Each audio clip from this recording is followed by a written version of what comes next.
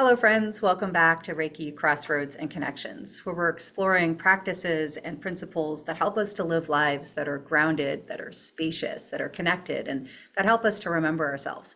And we're doing that through conversations between a Reiki teacher and practitioners in a wide realm of arts, of magic, of healing spheres, of psychology, of farming, of engineering, of a wide range of ways of being, of help, of service in the world that bring forward these qualities in our life of being rooted, spacious, and connected. And my name is Michaela. Welcome back to the studio and welcome back to this ongoing conversation. I'm really happy to have a guest today who I got to just meet recently and really excited to dive into this conversation and perhaps even a little bit of practice. So Alice Rizzi, thank you so much for spending a little bit of time with me today. Hi, thank you so much for having me. I'm excited to be here. Yeah, absolutely. So just to help us all kind of drop into this space together, get ourselves oriented, I'd love to just share just a little tiny piece of who you are and just help us land in this space together. So what I know so far about you, Alice, and what really, drew my intrigue to have this conversation with you is that you're a licensed psychologist, you're based in Mhm. New York, and also a mindfulness coach worldwide through the World Wide Web, I would imagine. And you Mhm. help heart-led, impact-driven women experience more freedom, more joy, more peace in their lives, which is absolutely a gift to the world. Thank you for doing that work. You believe that mindfulness is a superpower that can transform the world one individual at a time so that we can all benefit from more understanding and a more loving society. And I'm so intrigued by this framing of mindfulness as a superpower. It's a sort of framing that I often talk about with Reiki and with other practices that, Mm. allow us to tap that part of ourself that is often asleep or inaccessible to us, and really experience more of who we are in that sense. So I'm really looking forward to learning how you interpret that as well as diving into some other topics. Yeah. Yeah, that sounds great. And I think I mentioned this to you before. I love talking about all things mindfulness. So yeah, let's dig in. So as we begin here, Alice, I'd really love for you to kind of open us up in two ways. First, to just give us a little bit of context for what you mean when you talk about mindfulness. I feel like it's one of those words that is used a lot, sometimes even in Mhm. kind of a buzzword sort of context, and it means a lot of different things to a lot of different people. We'll dive more into some of those ways, but for now, I'd love to hear how you define mindfulness in a brief way, and then perhaps before we move into more detail, perhaps give us a little bit of taste of the practice, maybe guide us in a little bit of practice so that that can help inform the conversation that we have. That sound good? Yeah, yeah, absolutely. That sounds great. And you're right. There's so many different definitions for mindfulness. Everybody has their own way of describing it, and it has become a really buzzy word in like the last decade or so. So what I mean with mindfulness is really just being present in this moment. And there's a way to approach this present moment that I consider a mindful way. And so that is with awareness, with acceptance, with kindness, with compassion, with curiosity, and with non-judgment. And I always tell people, especially when they first hear me give this definition, that it can sound overwhelming, but you don't need to remember those things. Those are just the factors that I've seen come out of the practice. They're things that I've seen in my research of mindfulness. So now I know that when I practice mindfulness, when you practice mindfulness, you will be experiencing more awareness, acceptance, kindness, and so on. So if you're somebody for whom it's important to be a kind, compassionate, understanding individual, then mindfulness is definitely one of the practices to go. And I would love to guide us in a mindfulness meditation practice together before speaking more to the differences in general about mindfulness and meditation, just to give your audience members a little bit of a taster of how I typically practice mindfulness. I love that. And I love that you talked about, here are the outcomes that you've observed from your own practice, but we don't have to know those because they Mhm. are to a certain degree, predictable outcomes of being in the practice. And so by Yeah. beginning with a little bit of practice, for those of you joining us, really invite you to step into this practice along with us and then let that direct experience help inform how you receive the rest of the conversation. So yeah, take it away, Alice. Great. So I always suggest taking a healthy alert posture. And really what that means is just being grounded in some sense. So whether that's having your feet flat on the ground or in like cross-legged position that is stable beneath you, you want to have more or less a straight posture with your head over your shoulders. And the intention is really to be alert during the practice so that you're not falling asleep, so that your body doesn't start feeling groggy, because it is an active practice. It's not something that you do passively while you're doing other things. The whole point is to be present just with the practice. So whatever that healthy alert posture looks like for you, and then either closing your eyes or else gently averting your gaze downward, beginning by taking a few long, deep breaths. Inhaling through the nose, slowly exhaling through the mouth. Inhaling through the nose, deliberately exhaling through the mouth.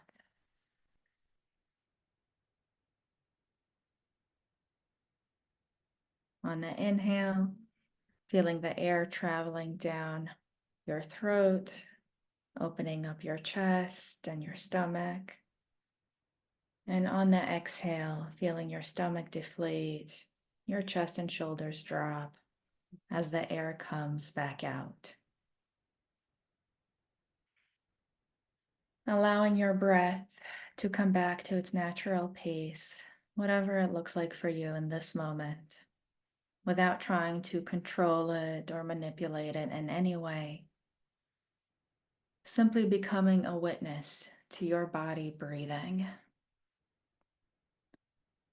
Allowing your body to do what it has known how to do for its whole life, whether you watch it or not. Breathing in, moving oxygen through your whole body. Exhaling out, getting rid of anything that doesn't belong.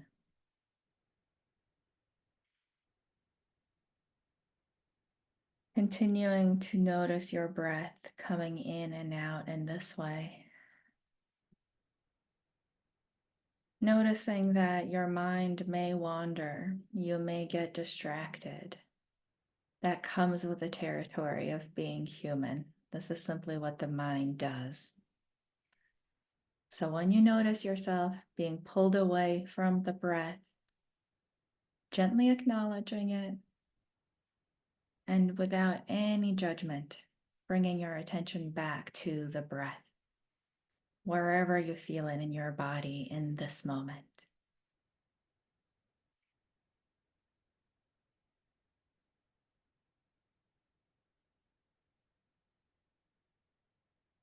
Noticing perhaps where in your body you feel the breath the most. Perhaps it is when the air touches the tip of your nostrils. Maybe it is when it moves down your throat. Maybe it's when your belly expands and deflates.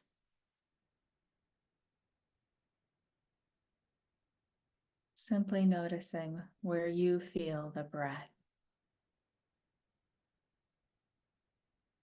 And you can follow along from each inhale to each exhale, flowing back into the next inhale.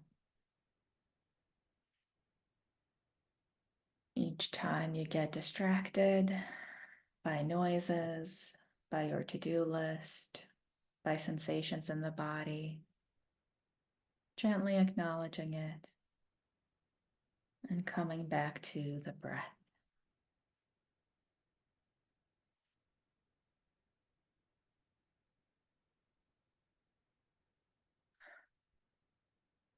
Noticing what it feels like to be in this moment.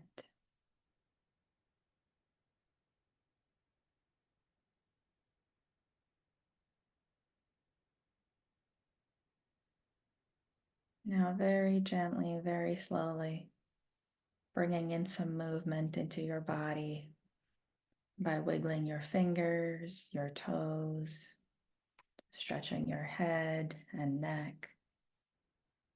As you blink your eyes open, coming back to the screen and the sound of my voice. And if you have some water, I do suggest taking a sip after the practice.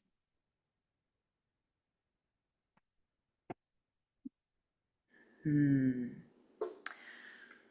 That was lovely. Thank you. It's always so You're nice welcome. when I get to receive guided facilitation, since I'm so often on the other side of it, which is Yeah. interesting because with my particular brain, I actually tend to be able to focus more on the meditation when I'm guiding it, but then there's also Hmm. a certain barrier to depth that can happen when you're tracking it. Yeah. It's, yeah, So great I'm opportunity. curious, Michaela, what did you notice as part of the practice? Well, what you just guided us through has some really strong similarities to the foundational practice that is basically the beginning point of everything that we do here in practicing the system of Reiki from its Japanese origins, which makes perfect sense because we both share a foundation of Buddhist practice and perspective. And so there was, at first just that familiarity of dropping into, something that is so regular. But then also that kind of freedom of the mind of, again, not having to track it and say the word, Hmm. do the guidance. Um, and, one of the things I love about the way that you guided and talked about mindfulness and a few other of the practitioners that I've worked with, I think as opposed to maybe some of the stereotypes that are held about what mindfulness is that kind of normalizing of the wandering mind, right? And Hmm. the invitation to come back to center rather than the purpose is to have a completely empty mind and to be, and if you're not there, then you're struggling and you're not doing it right. Yeah. Um, and it's been really helpful for kind of helping to understand and be in good relationship with my mind because I'm very ADHD minded. My mind is in 17 Mm. places pretty much at all times. And so to have a practice where it's like I'm not expected to get rid of those places entirely, but I'm able to really observe and even track, like, well, where are the places my mind Yeah. is right now? And even with those different places, is there still a center that I can detect? Yep, there it is, and then that calling back to that center as much as feels good in the moment. So my mind was out with my beehive that's struggling out in the back in the heat. My mind was in the next interview that's later this afternoon. My mind was in several different places, and I was just like, "Yep, there it is. There's that piece. There's that piece over there." But then also there's this center that is universal and that's always present and Yeah. coming to notice that place and over practice it becomes very easy to just come back to that place. It's not a struggle anymore, Hmm. but the invitation to notice it and to remember it is always welcomed. Yeah. Yeah. Yeah, what And have that's you the noticed? part. Oh, well, I was just gonna say, so like that's the part that I love about mindfulness is you do have the permission to notice where your mind goes, and then you're gently calling it back to whatever the thing is that you're paying attention to. And I like how you said also like invitation. It's an invitation to call your mind back because part of the benefit of practicing mindfulness on a regular basis is that you allow yourself to be more mindful in your day-to-day life so that when different things come up, you can actually ask yourself, okay, do I want to switch my mind to one of those other things? Is Mhm. it time to shift gears? Or do I want to continue with what I'm doing now? And you're able to do that just in a more intentional, present-minded way, rather than because like you're on autopilot or it's habitual and you always have done things that way. Mindfulness gives you the permission to change how you do things so that you can adjust to whatever works for you in this moment. Right. Yeah, and I think that's such a key, and perhaps part of why you call this a superpower, right? Because the ability Hmm. to focus our attention has profound impacts on how we experience ourselves and the world, and then also what we're capable of, right? What we're actually able to do. And it Hmm. also, I mean, one of the things that I really have noticed is that it also is very soothing and also capacity building around both intuition and imagination, because it's Hmm. like allowing my attention to make, like you said, make that choice of where my mind is going to focus and to be more fully there, and then allow those capacities of the mind to do what it's going to do with that. And just in this short practice that you just led, I mentioned that I went out with my bees, who I'm really Hmm. concerned about, and it was an opportunity to just choose to focus there for a few moments and to like be with Hmm. them and to be in the curiosity of like what's going on for them, and what do you need, and like, and then just like let go of that need to fix everything and just be with them, and allow my imagination to help focus my attention on something Hmm. not in my immediate environment. Um, And that's the curiosity piece. Like when your mind wanders, allowing yourself to be curious about, oh, where did it go? Rather than a punitive, like, oh, I shouldn't like be so distracted. I shouldn't let my mind wander. No, your mind is going to wander whether you want it to or not, but you get to witness it and then invite it back. And during this practice, you get to be curious. Where did it go? What was I focused on? Was it difficult for me to come back? I wonder what made it difficult. And that's why, like, that question after the practice of what did you notice is pretty essential, because that's how you, as a practitioner, get to see the benefits for yourself. So, I do encourage people when they practice mindfulness and meditation to take a few moments after the practice to either think about or even jot down what they noticed happening. So, like sometimes people say, oh, well, my mind was so distracted, it kept wandering. Okay, great. So you were mindful of how distracted you were today. You right, still did the practice. right. Yeah. Yeah, I love that. Yeah, there's such grace in that. There's such forgiveness in that. And Hmm. again, kind of mirrors the precepts in the system of Reiki, which begin, each of them begins with just for today, just in this moment, what is Hmm. true, right? And how do I want to focus my attention just in this moment? And then the precepts offer, a particular they invite us into a particular mindset in answer to that question, but always with that preface of Hmm. right now, right? I Just love that. today. There's like every once in a while, I might want to do like a mantra type meditation. So really where you pick a word, a phrase, an affirmation, and you say it during the practice. And one of the ones that I was taught is just this moment, just this breath. Yeah, And there's so many different ways to practice it. If you use that as the focus of the practice, right. you can change the intonation. Just this moment, just this Mm, breath, just this moment, mm, just this breath. mm, And throughout the duration of the practice, just changing the emphasis of where you're paying attention to, even within that one phrase, what it does to your breathing, what it does to your focus, to your attention. And when your mind wanders or gets distracted, bringing yourself back. mm, So, you and I think before today, we spoke about the anchor. And so basically, it's using this phrase as an anchor to come back to versus using the breath as your anchor to come back to. Yeah, I love that so much, Alice. And you just taught me a facilitation thing that I'm gonna adopt from you, because as I mentioned the precepts a moment ago, one of the common practices within Reiki is a precept contemplation practice. So just as you said, bringing usually one at a time into mind and using that as that anchor, as that point of focus. And then noticing, what comes up, where does our mind go, what memories come up, all of the things, what are the sensations. But that piece of emphasizing different words within the phrase is the piece Mhm. that was new. And I'm really excited to play with that and to see what comes up, in my own practice and with other folks when we um, emphasize different pieces of Mhm. that concept. For example, just for today, I anger not. Like Mm. where does our mind focus inside of that phrase, Yeah. more specifically? I love that. Thank you. Yeah, of course. I love to hear that. Yeah, yeah. I mean, one of the values of having these conversations, right, is like recognizing that there's so much value from other people's experiences and how each of us has, worked through working with even very similar material.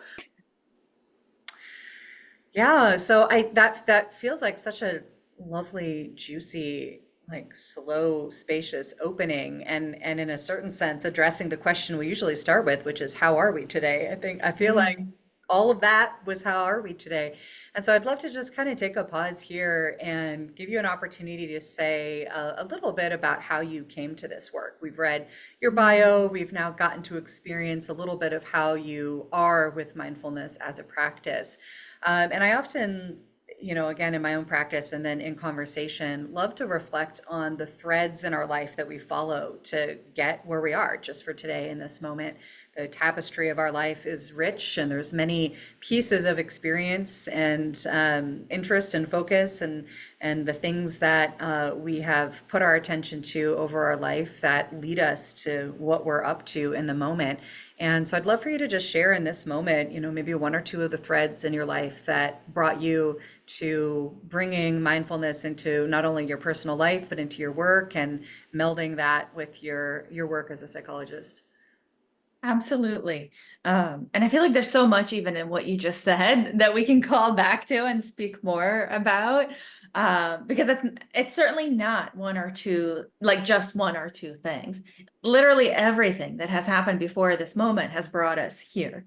And that's true for me, it's true for you, it's true for every single person listening. Things unfolded in their lives exactly into this moment right here, right now. And so for me, when I was growing up, I had a lot of anxiety. And when I was a teenager, especially, there's just, when you're a teenager, there's so much going on. I mean, show me a teenager who's not anxious, right? But it felt excessive for me. And so I always wanted to know like who, what, why, where, when. Like these were always questions that I was asking. And in part, that's what led me into psychology, is wanting to get at least some of the answers as to why, basically, why am I like this? Why am I like this? Why are you like that? And the you could be anyone. Like, why are we so different? Why some things that we get each other and other things we don't get each other? And I don't know that I had those questions answered. Spoiler alert for anybody thinking about going into psychology. You will get some answers, you will not get all the answers. But it did help me understand anxiety in general better. It helped me understand how I came to be anxious. It helped me understand how different people manage with anxiety, either well or not so well. And one of the techniques that really helped me when I learned about it was mindfulness. And it was a very slow progression. So it was an undergrad that in one of my classes, mindfulness was mentioned as one of the interventions. So it was really a small moment for me in my life, but it was really impactful because it sparked that natural curiosity of like why and how. Mhm. That much more. It was almost like a catalyst. I wanted to know more. So I started doing more research, reading more books, listening to more people, and I ended up picking my psychology graduate program based on the fact that they had a mindfulness research department. And so Nice. I basically joined the mindfulness team in my first year of grad school. I was on it all throughout for 5 years. I did my dissertation on mindfulness. That's when I created my own daily mindfulness practice. And it's kind of like, the rest is history.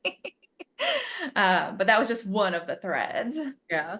Which school was that by chance for those who might want to get in on? Oh, sure. Yeah, LaSalle University in Philadelphia. They have a mindfulness research team, and I hope, I think my dissertation chair is still there.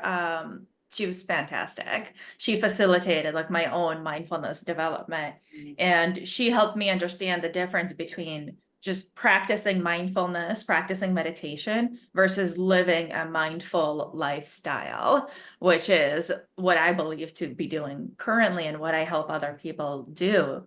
It it helps you be more intentional in your life so that you are actually present And so that you live the life that you want to be living, Yeah. not some autopilot life or a life based on what somebody else wants.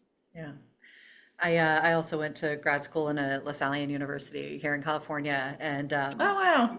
was surprised to find how much resources and energy and emphasis they placed on bringing resources like that into the space. There's something about the Lasallians Hmm. that does it that way. I love that.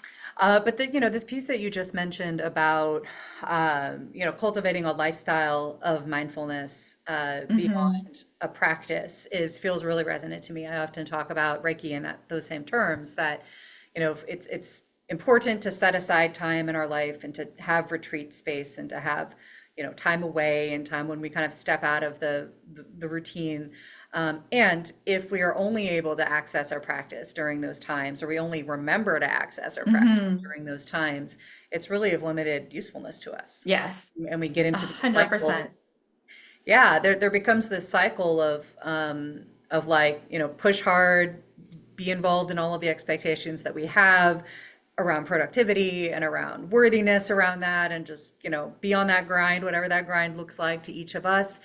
And then maybe, tip into stress, tip into anxiety, maybe even burnout, and then go recuperate, right? Go rest, go recover, Hmm. have a vacation, right? And then come back and do it again.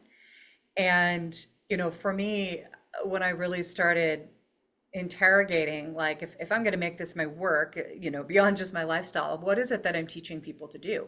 Am I teaching them Hmm. a practice that's going to help them grind harder, that's going to help them, participate in structures that don't work for them better? Or am I going to teach them to be in whatever the circumstances of their life are, but be different in those circumstances, and over time probably make different choices about how we spend our Hmm. time that are based in that ability to really notice what is happening right now, and to be in more liberation and more Hmm. empowerment in the moments of our life where we feel like we don't have that power, which are often those moments where we're participating in something you might call a grind.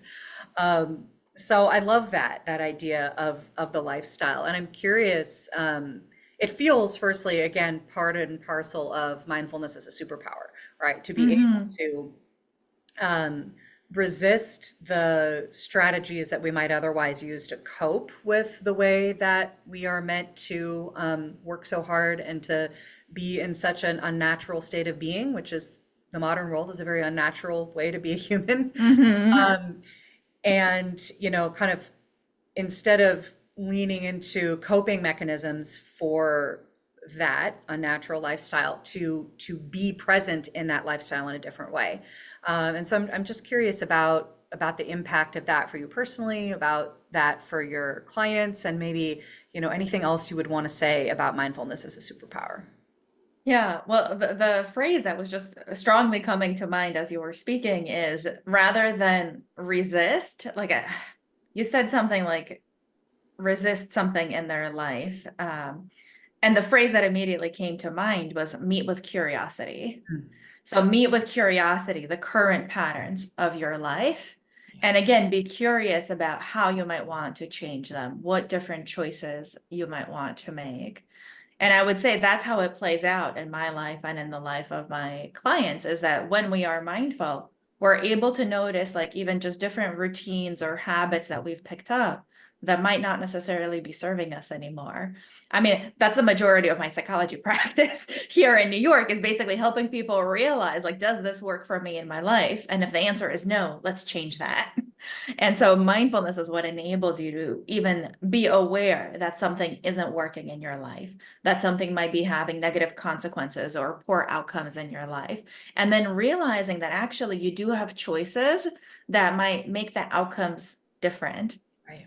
And so when you can meet all of that with curiosity, with kindness, with compassion, you're actually able to start making different choices. And of course, you can always keep the choices that are working for you.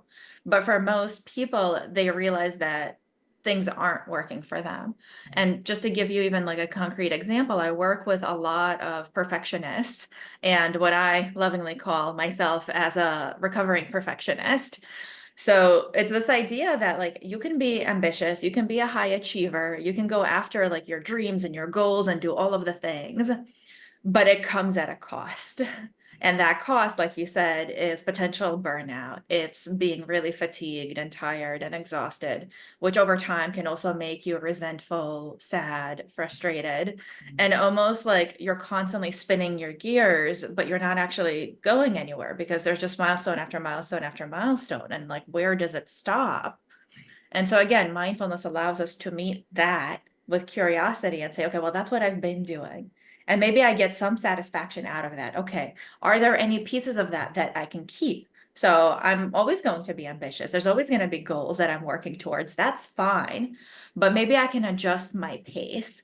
Yeah. Maybe I can build in more like white space in my calendar, more free time, more time for joy and for fun activities and for exercise Yeah. and for other people in my life. And you get to rearrange your life so that it starts working for you, so that it's not just this constant go, go, go, but it's go, play, rest, go, play, rest, Right. Right. whatever intervals you need it to be at.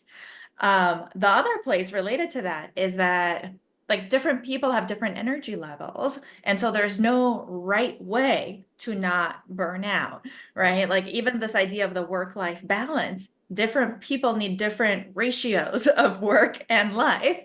So like some people can work for 8 hours straight, take, a 4 hour nap and then go into another 8 hour shift. That doesn't work for me in my life. I can do 1 hour of work, 10 minutes of breathing.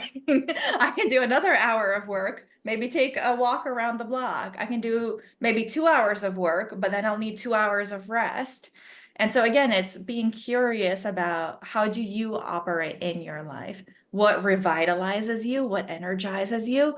What drains you? What tires you? What takes away from like your life force, essentially? Yeah. Gosh, there's so much in there that's so juicy. There's a few different threads that I'm tracking there. The first one was really this emphasis that, when we're talking about making changes in our life that deeply impact our life, like that deeply impact our quality of life, the quality of our relationships, the quality of our health. Um, Sometimes we only think of the big giant changes, right? Like I need to Hmm. completely overhaul my career. I need to, leave my marriage. I need to move away. Big life changes. And sometimes that is in Hmm. fact what our soul is asking for, right? Sometimes that is. And we can get into this kind of all or nothing space or this almost a sense of duality that like either think Hmm. everything is fine or everything needs to change. But Hmm. what you were just talking about was a much more subtle, interrogation of our life, right? That we might be actually in just the right job, in just the right major life circumstances, and yet we're still dissatisfied, and yet we're still, running into these barriers, yet we're still compromising our health in some way. So where's the disconnect there, right? I love my job. I'm in the right place. I'm doing what I want to do. I am super ambitious and high energy and go, that is not me, by the way. I'm using your 100% not me. 100% not me. I have a whole different challenge. And I'm, my blood pressure is through the roof and I'm, whatever all the things are. And so, using these practices to have a more subtle evaluation and reflection and deeper self-knowledge around what are the specific qualities of those traits that might be very natural Hmm. to who I am, but are somehow getting expressed in a way that's not serving. And so, how Hmm. can we work with that expression without, rejecting who we actually are, right? Which might be very much expressed in how we're living our life. And I love that, like that subtlety, because, we Hmm. can get into this perspective that if there's a deep satisfaction that I'm experiencing, then that must mean that everything is wrong, right? And Hmm. it may or may not be that case. On the other Yeah. side, on the complete opposite end of that spectrum, there might be significant change that we need to make in our life, and we're letting the day to day, we're letting the routine mask that, right? Yeah. Again, being able to go into that place of deep self-reflection and curiosity and noticing awareness, mindfulness, Mhm. we might see that, right? And it might become undeniable in a way that we've been able to deny. And that was really, that was an Mhm. experience that I have was really like in the two main, like most significant areas of my life, like work and marriage, major transformation needs to happen. And I have been completely not looking at that. Right. And then the third major area of life, parenting, is being so badly impacted by that. Right. Mhm. Mhm. So yeah, I love that. It's kind of bringing in that quality of non-dualism that is again inherent in the Buddhist foundations of these practices that, we can make space for things that feel like they're in conflict with each other, Yes. right? I'm Yeah. exactly where I'm supposed to be in my life and I'm dissatisfied, right? Yeah. 100%. Or I'm satisfied because I'm numbing out and everything in my life needs to change. Right? Mhm. Both of those can be true at the same time. Yeah. Yeah.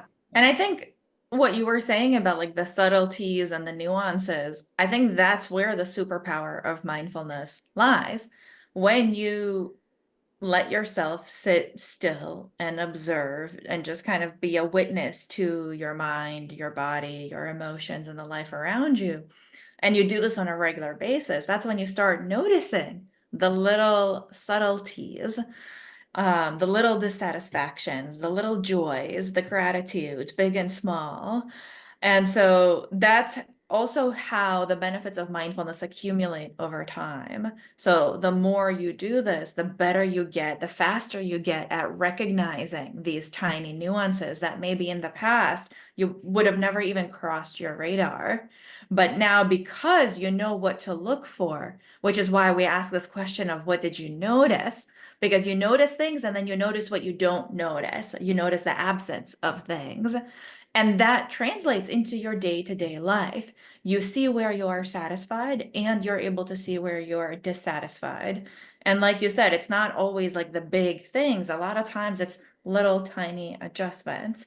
But sometimes it is. Like sometimes we do need an overhaul. Right, right. And the way that we're going to get to that overhaul is probably through tiny adjustments, right? Right. Because that's Mm-hmm. the other thing that I'm hearing and that's so familiar is this idea of tiny changes and the idea that when we are in a regular practice of noticing just for today, just for this moment, and just in this moment, there's only so much that I'm going to notice. And so, Mm-hmm. with that kind of more granular focus, I can see, oh, well, if I make this small adjustment, oh, I feel different, which means next time I Yeah. can focus on something different. I just even think about, in an organization I used to teach with, which used some similar principles, we would do a series that focused, on the body, focused on the mind, on the heart, on the spirit, and in this trajectory. And in the unit on the body, we would often have them do, kind of a mindfulness assessment. And one of the questions we asked is, how often do you have to go to the bathroom and you don't go? Like how Mm-hmm. often are you just like in that grind, whatever it is you're doing, Yeah. whether it's work or play, and your body's like, hi, gotta go to the bathroom. And you're just like, no, Yeah. moving on. Um, can you make that adjustment? Right. And then once you have the experience of actually, you know, noticing what your body's asking for and taking action, right? Because that's the next step. We can notice Yeah. and then take an action. Um, what is the trust that that builds with our body? What is the trust and the confidence Mm-hmm. that that builds with that relationship? And therefore, Mm-hmm. when the next thing gets asked, we're in a better place to respond. Mm-hmm. So yeah, I love that, that idea of the incremental change, which is how most things happen. And then once we have developed the capacity to make those incremental changes more readily, the moments when that dramatic change is just like asking to happen and it's available and you can step into it, we're going to be much more prepared to step into it, right? Yeah. Because we've cleared the way by making those small changes. Mm-hmm.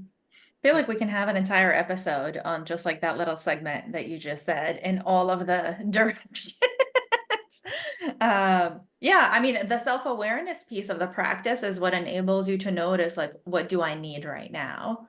What urges do I have? Like, do I thirst? Do I hunger? Am I tired? So I need a nap.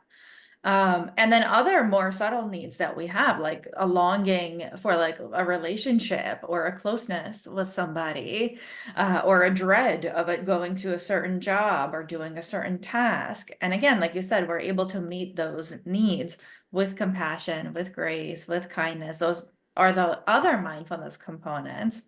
So like there's so much of that interplay between like what we are doing and how we are doing it. And Mm, I always think about like the awareness and acceptance are the what you are doing. mm, What you're doing is you're being aware of this moment and you're being accepting of this moment as it currently is. How you're doing it is with compassion, kindness, curiosity, and non-judgment. And again, all of those qualities then snowball into your day-to-day life so that if you make a mistake at work, you're not immediately criticizing and blaming and shaming yourself. You're able to like say, okay, well, hold on a minute. What did actually happen? Was that entirely my fault? What else, like, what other factors led up to this moment being the way that it is? How can I respond to this moment now in a way that feels good to me? And that's the piece I think you and I briefly talked about values. So mindfulness enables you to be aware of what your core values are, what the things that are most important to you in life are, so that when you do take that action, so that when you respond to this present moment, you're doing it in a values-based way. And yeah, to me, that's the freedom piece. That's how you live a freedom liberated based life. yeah, yeah. Yeah, I mean that piece around right when that thing happens that feels so dire, like even noticing like, look, I am surviving this experience, right? Even right now, I haven't Hmm. died because I messed up and somebody's mad at me. Um, and that really kind of feels related to a lot of work that I do with folks around discomfort and suffering or like pain and suffering. Hmm. Again, kind of Hmm. rooting into that Buddha's outlook that, on the one hand, like pain and discomfort are part of life. Like we have Yes. vulnerable bodies in a, world that throws all kinds of things at us. We have complex human emotions and relationships that are bruisable. We're going to be uncomfortable. We're going to have pain. And that growth and transformation and expansion and learning, exercise, like getting bigger in any way, getting more expansive, becoming more of, a fully fledged human in any way requires some growing pains, requires some Yeah. discomfort. But then suffering is the attachment to that, and it's the attachment Yeah. to avoidance of that and whatever mechanisms we've developed through incredibly sophisticated and amazing and evolutionarily profound techniques that our Hmm. brains and our nervous system have developed, that we should be grateful for. But what mindfulness, and again back to that idea of the superpower, what mindfulness allows us to do is to fully allow that system of, danger avoidance to be present and to do its job, but also to have that level of discernment, right? Is this thing actually Hmm. killing me right now? Or is it Yeah. uncomfortable because it's supposed to be? And can I survive it? Yes. Can I make more space for it? Yes. Can I therefore grow and get bigger? Yes. Right. And then we can change. And if I think about to my own, process, like spending so many years um, trying to avoid the discomfort of these dramatic Hmm. changes that we're being asked for and suffering profoundly, health, Hmm. mental health, spiritually, mentally, emotionally, physically, all the ways, relationally, all the ways it's possible to suffer, suffering, right?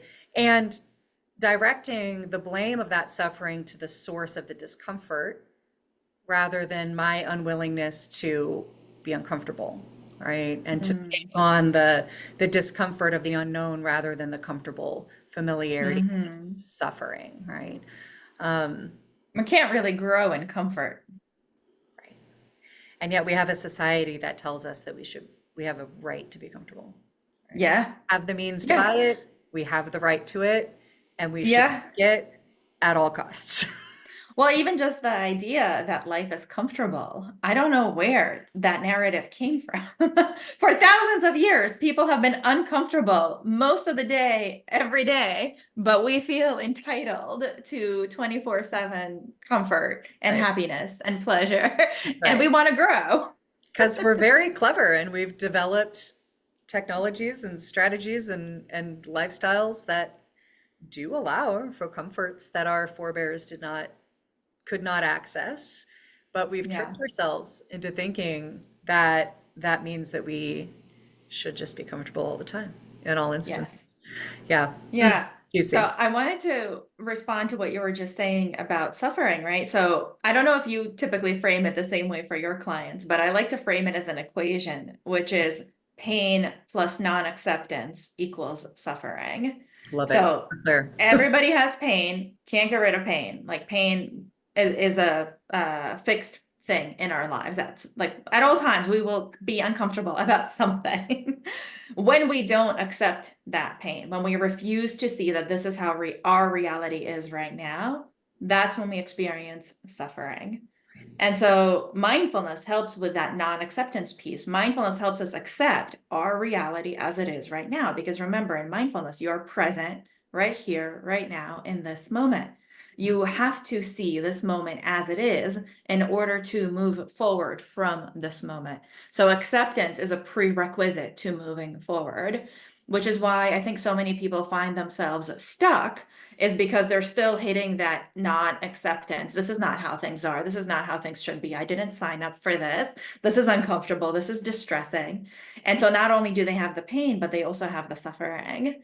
Once they start integrating the acceptance piece, the suffering alleviates and they're just left with the pain. And when you know that you have pain and you've accepted that pain, then you can figure out how you want to best move forward from it. This is such an important piece that you're touching on I mean, for a lot of reasons, but for two in particular that come to mind. Firstly, it's really highlighting for me the importance of, we as practitioners and then how we impart that to the people that we work with, having, a basic foundation in the traditions that these practices come from, right? And, Mm-hmm. if we're talking about practices that come through Buddhism, there is a lot of things that to a Western mind seem very contradictory and very paradoxical about Buddhist thought that can be very off-putting. The whole thing around suffering and like the emphasis on suffering. Why are we doing this practice that's focusing on suffering all the time is one of those, misconceptions.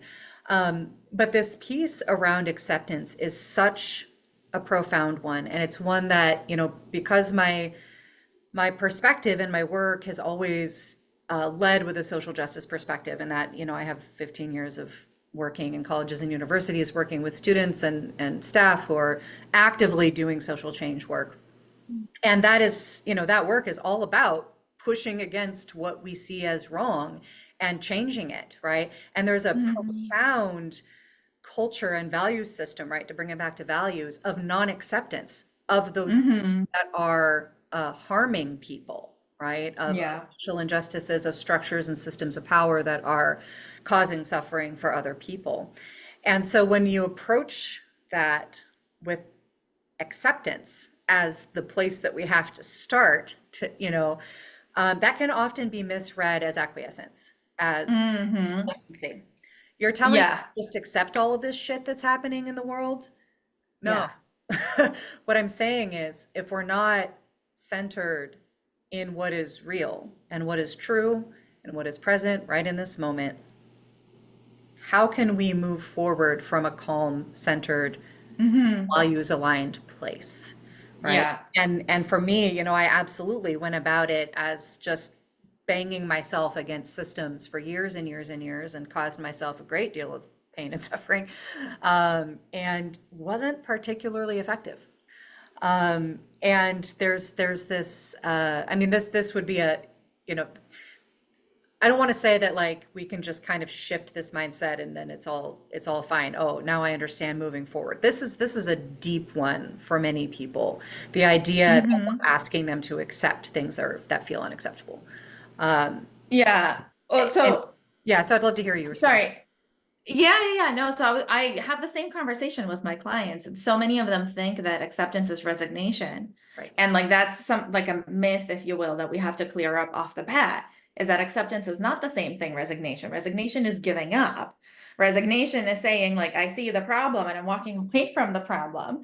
Whereas acceptance is, oh, I see the problem, I understand the problem. What can I do about this problem? But you have to recognize that, yes, it is in fact a problem and it is here. And you can't move forward from it until you accept that it is there. But that's not the same as resignation or as agreement, right? Accepting something is not agreeing, saying like, oh, you're happy that it's there. Or you're like, no, we have some really crappy systems, you know? And so by accepting that those systems are there, we're not saying we like the systems, we agree the systems, we're resigned to the systems. It's saying, no, this is the system right now. How involved do I want to be? How much involvement do I have control over? What can I actually do in moving forward? Yeah. Yeah, absolutely. I love that you say it's not resignation, it's not agreement, it's honesty, right? And Hmm. it's really actually opening us to, as you just said, what is our actual capacity? It's not inaction, but it's mindful action, right? Taking action that's in response to what's actually true.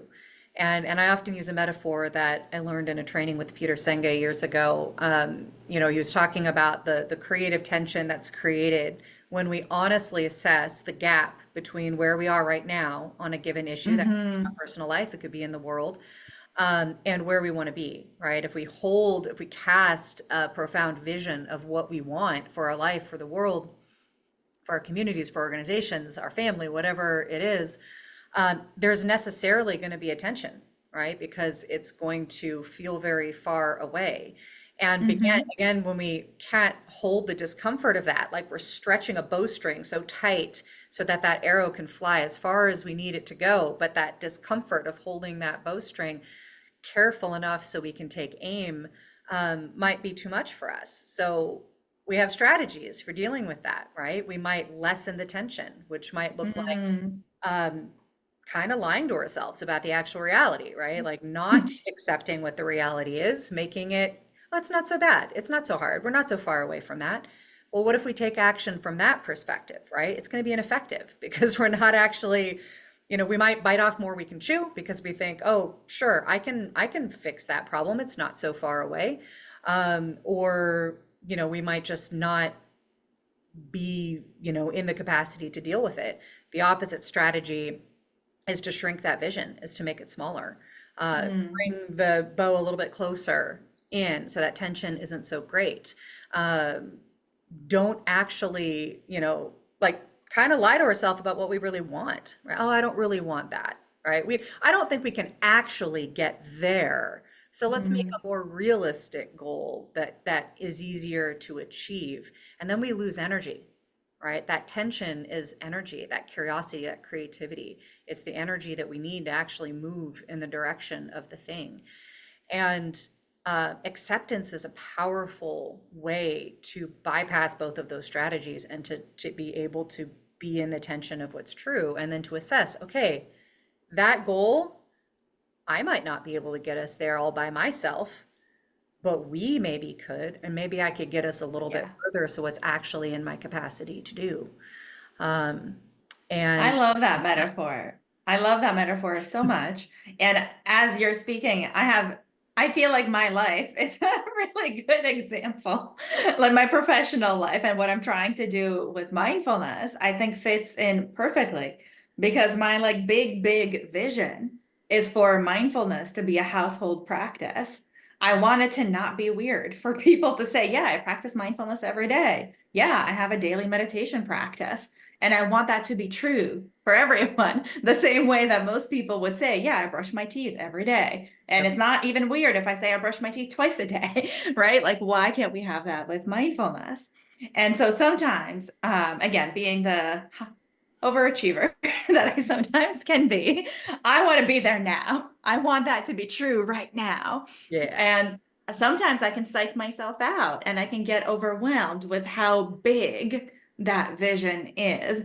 And especially when I talk to somebody who tells me like therapy is for crazy people, you know, or mindfulness is like woo woo and like stage hypnosis. And like, no, this isn't science. This isn't real. This is magic. And I have to take a Yes, and deep breath. I have to take a deep breath and like take a step back. But in those moments, it's so easy, right? To do what you said, like to want to make my goal not as big and to shrink it.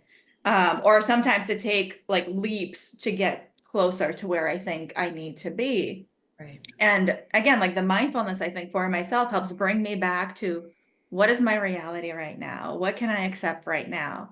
What action can I take that is values based in this moment? And for me, it's talking to people like you. Mhm. It's going on podcasts. It's teaching people about mindfulness. It's doing like short little 5-minute meditation practices so that people can get a taster of it for themselves and think, oh, that's really cool. I want to know more about that. And so maybe if we do that progressively for the next 50 years, maybe 100 years from now, it will be a more accepted practice everywhere. And no, I know I absolutely cannot do it all by Right, myself. right. Well, and holding a vision that might take 100 years is uncomfortable, right? The example that Senge used, it was such a kind of in your face example, but so valuable, was Martin Luther King's "I Have a Dream" speech. That Mm-hmm. speech is a Mm-hmm. masterclass in creating Yeah. tension between an unacceptable present reality and a seemingly unattainable future dream. And he plays, if you read the text of that speech, which I do from time to time, he's playing on that. He's saying, this is what's true right now. Exactly like this. Bold detail. This is the dream, right? Seems like total fantasy. Seems like magic. Seems like Yeah. absolutely unachievable. Yeah. Where we are. Here's where we are. Here's the dream. Here's where we are. Here's the dream. Over and over and over again. And building that tension and building that tension. And we know from King's writings that he was very clear that he would never see that dream come to pass. There was nothing in him that was like, oh yeah, I'm going to see that in my lifetime. He was very clear it was not going to happen in his lifetime.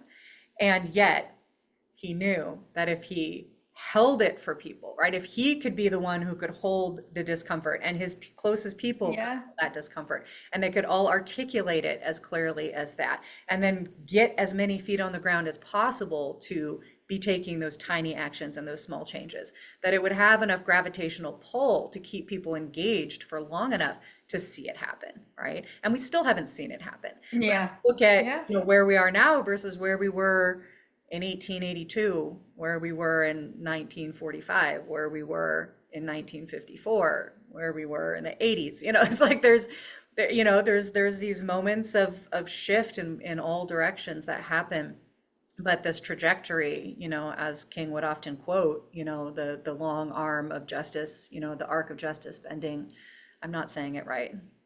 The arc of history bending towards justice, something to that effect, Yeah. that we move in that direction. And so just, really taking that as a master class, and that's something we can each do in our life. And a practice Mm-hmm. like mindfulness can allow us to hold that tension and to and at the same time recognize our tininess and our bigness at the same time. Yes. Well, Right? and that's why it's a superpower, both on an individual level and a global level. And that's why I talk about like the benefit to the individual is that you get to manage your stress in a different way. You get to experience more moments of peace and joy and happiness and fulfillment. And on a global level, when more individuals are practicing that, we are going to create a more peaceful and understanding society. Right. And more recently, I can't help but remember the quote from Legally Blonde. I don't know if you've seen it or if it's been On a it. while. The classic favorite. Well, so one of the things like that I think Elle says is like happy people don't murder other people. Like, and I think that to some extent that's true. If you are happy, if you're experiencing peace and an inner sense of calm and joy and gratitude in your life, you're not going to go out and murder people. Yeah, or swear at them because you're having a bad day, or Right. Like that's that grocery compassion, store, the like kindness. Yeah. all of the like subcategories of like murder, comes all the Yeah. way down to unkindness, right? It's the reactivity, right? Like to Yeah, be like non-reactivity is one of the biggest benefits from mindfulness is you build up your tolerance for how much you can handle so that you can take the burden off of yourself like incrementally and you can build incremental action in a values-based direction right. while less overwhelmed, less stressed. So And like stay I would, present, be in the yeah, discomfort of whatever is happening. Don't check out, don't dissociate, but I'm big enough to deal with whatever this is. yeah. Yeah. And when you're able to take that accepting, non-reactivity, like patient, compassionate, kind stance, you open yourself up to more possibilities. You suddenly see doors opening up that when you're shut down in distress and suffering, you're simply not able to see them. So it's a little bit like mindfulness is like taking the blinders off so that you can actually see the world as it is and operate fully as yourself in it.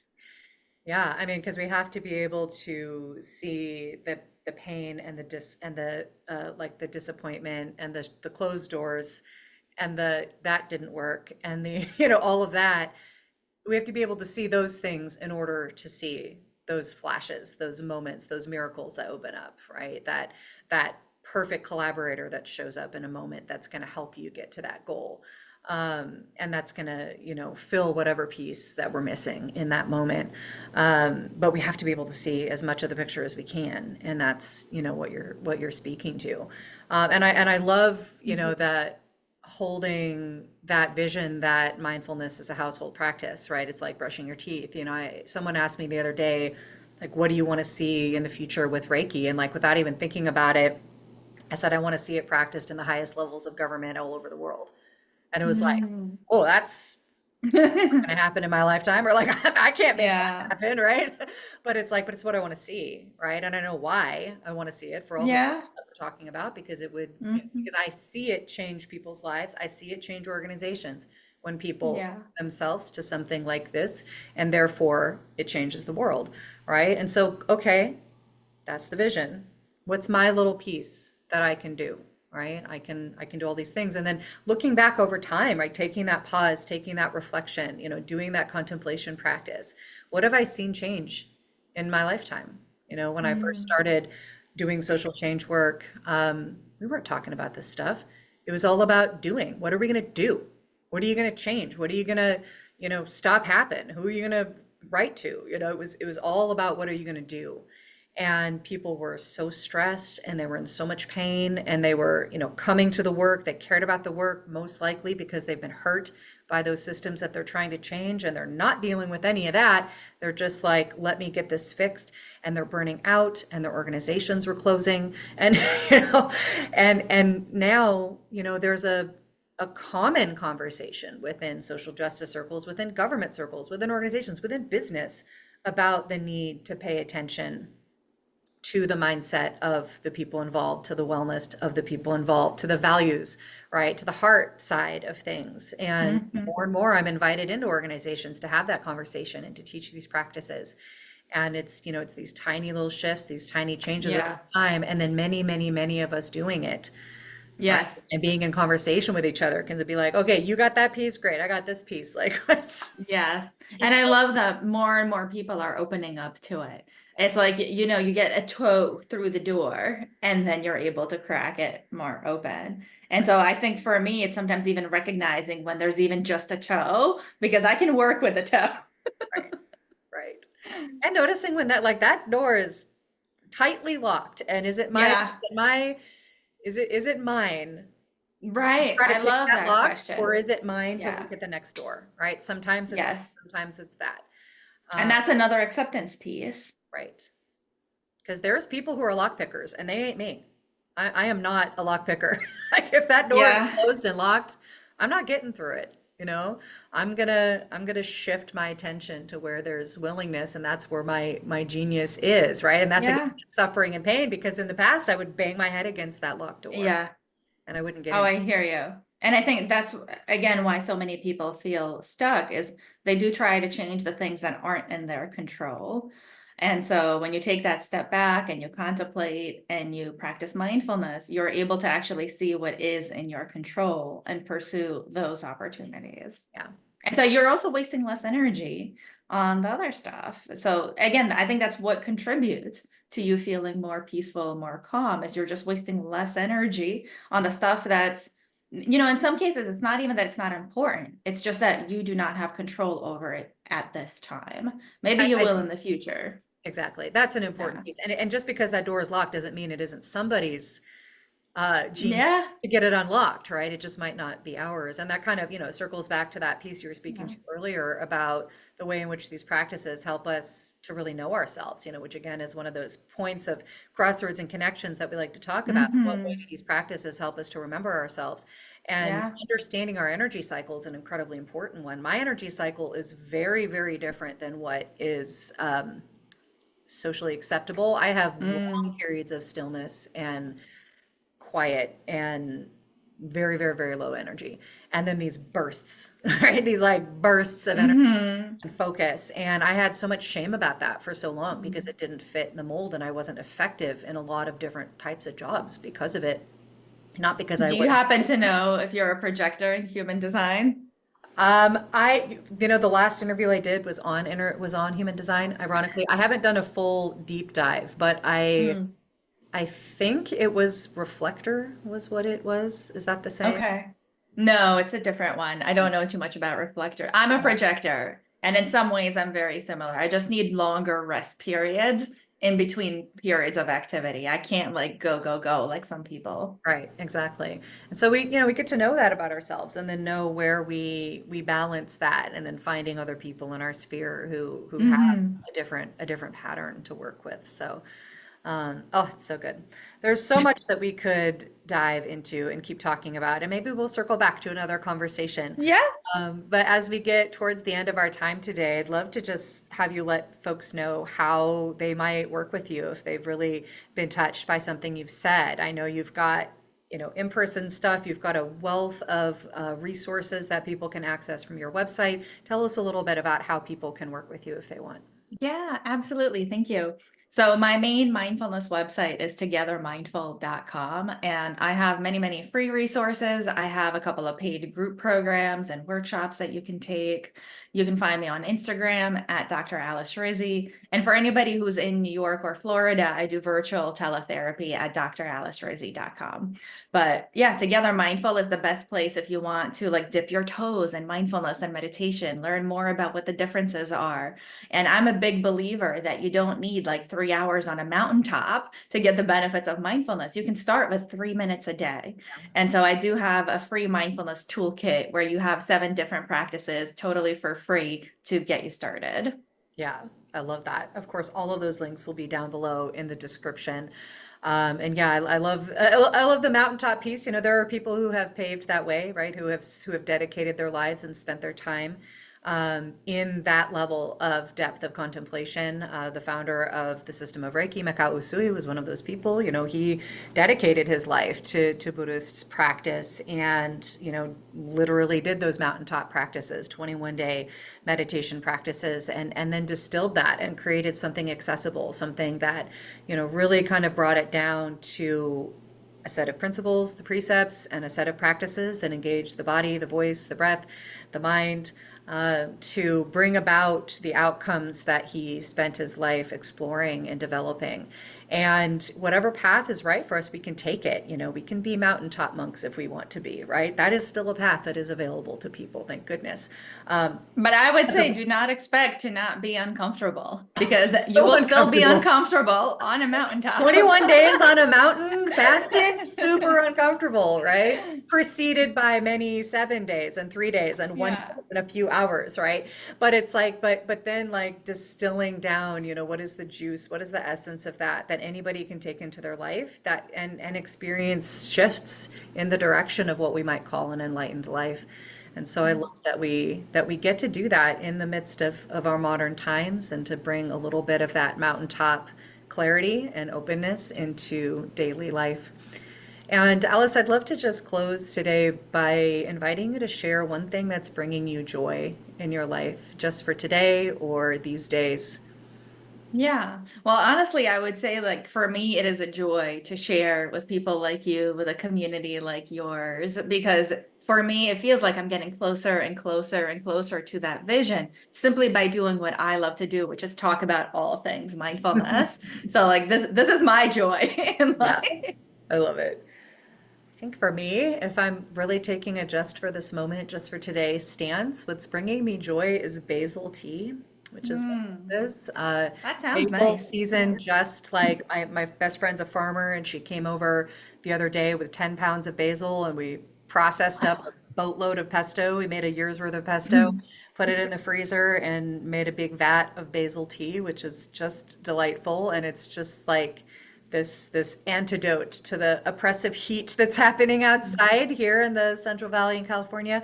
And just, yeah, that moment of like really feeling connected to the earth through the flavors and the feeling of being in relationship with the plant in this way that's so refreshing is bringing me a great deal of joy in Oh, this. I love that. It So sounds like you're being so mindful while drinking. so mindful while I'm drinking it. So yeah, get you some basil tea in your life. You want it.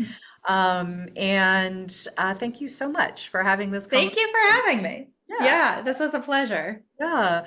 So friends, do check out everything that Alice has to offer at whatever level of engagement you feel is right for you.